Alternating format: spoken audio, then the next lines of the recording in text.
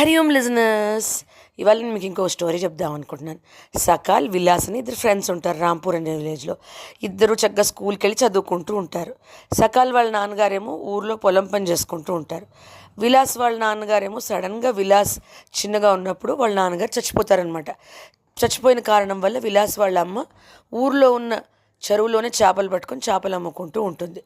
అయితే సడన్గా విలాస్కి ఒంట్లో కూడా పాడైపోతుంది, చిన్న హెల్త్ ఇష్యూస్ వస్తాయి. కాబట్టి విలాస్ స్కూల్ కంటిన్యూ చేయలేకపోతాడు.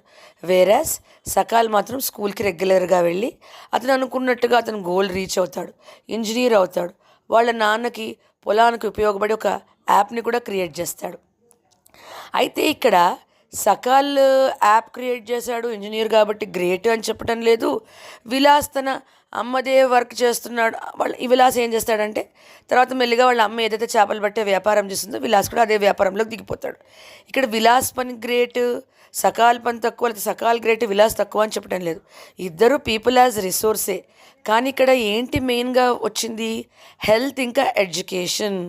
ఎప్పుడైతే ఎడ్యుకేషన్ ఇంకా హెల్త్ ప్రాపర్గా ఉంటాయో మన గోల్ని మనం రీచ్ అవ్వగలుస్తాం.